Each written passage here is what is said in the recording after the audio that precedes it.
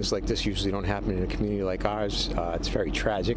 Investigators release autopsy reports today for 8 members of an Ohio family killed execution style. We begin tonight with a deadline that has passed for the mother of 2 missing children from Rexburg. Hey everyone, welcome back to my channel. My name is Amanda, and if you're new here, we talk about all things true crime related. So Tyler McCain's preliminary hearing started this past week, and I wanted to go over what's happened with you so far. I went back and forth on whether I should wait until the hearing was complete so I could do a video, but honestly, I tried that with the case about Ashley Elkins, and it just feels overwhelming to try and put it together, but I still will be doing that one soon. And as far as this case, I just thought it would be better to break it down as we go. And just a quick reminder, I am not a lawyer. I'm no expert in this case or any of the other cases that we discuss. I'm simply pulling from public information and sharing it with you. Please don't forget to like this video and subscribe to the channel so you don't miss out on future updates. And definitely send me those cases that you guys like to hear about. I really enjoy covering those that you guys like to hear the most. Also, a few people have reached out asking for ways they can support the channel, so I went ahead and created a Patreon.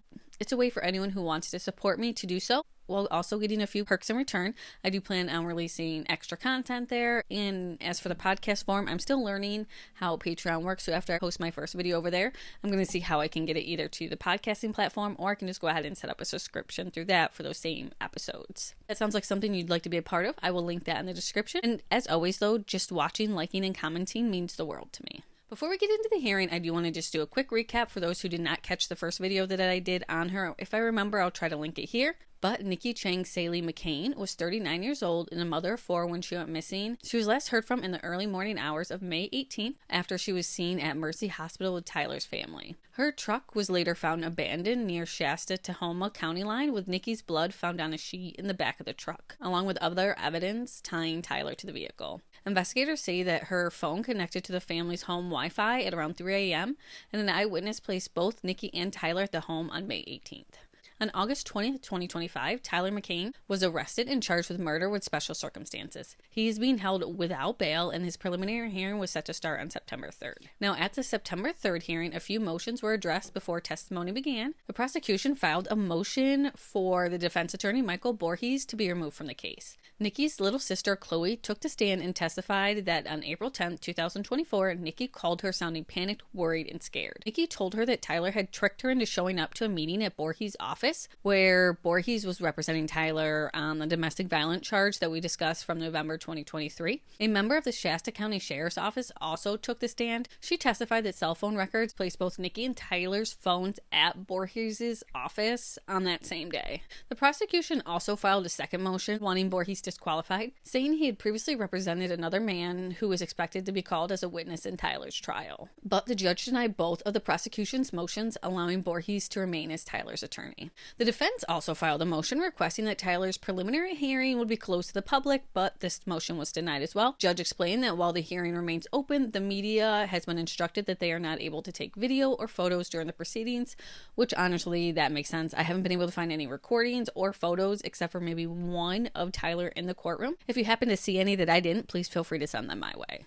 Now that brings us to Thursday, September 4th, when the preliminary hearing officially began. That is expected to last between 5 to 7 court days. The prosecution began by calling a detective, Jeremiah Kassinger. He said that Chloe told him that she and Nikki regularly texted, and that Nikki almost always responded to her text messages within a few hours. But on May 19th, Nikki did not answer her texts. Chloe also said that Nikki told her about several DV incidences that took place, including threatening to kill Nikki and her family members. At one point, Tyler allegedly pointed a gun at Nikki, threatening to kill her. Chloe also shared with him that both Tyler and Nikki accused each other of cheating, and this was reportedly an ongoing issue. The next witness, Larry, who is a cousin of Tyler's, said that on the night of May 20th, 2024, Tyler showed up at his house asking for a ride to his vehicle. He testified that Tyler had a gas can, indicating that the car had run out of gas. He said that Tyler and him drove out to Bowman Road and searched for about an hour but could never find the vehicle. He believed that the vehicle had just been stolen or towed. He said that Tyler was mumbling to himself but was otherwise quiet. He also said that he believed Tyler was high on meth that night and said that both Tyler and Nikki were meth users. He said that he dropped Tyler off at Tyler's mother's house after they searched for the truck before he headed back to his own home. The next 3 witnesses were deputies from the sheriff's office. 2 of them testified about being sent to do a welfare check at Nikki and Tyler's home. While neither Nikki nor Tyler were there, a man living on the property told them that he regularly heard arguments coming from the house.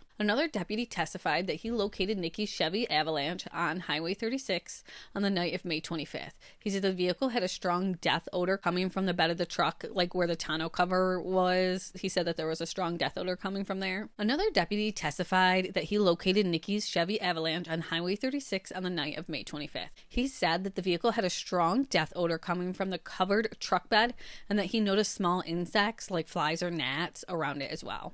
Also to testify was another detective from the sheriff's office. She explained that multiple search warrants were issued for Nikki's financial accounts and her credit cards, but there were no new transactions after she was last seen on May 18, 2024.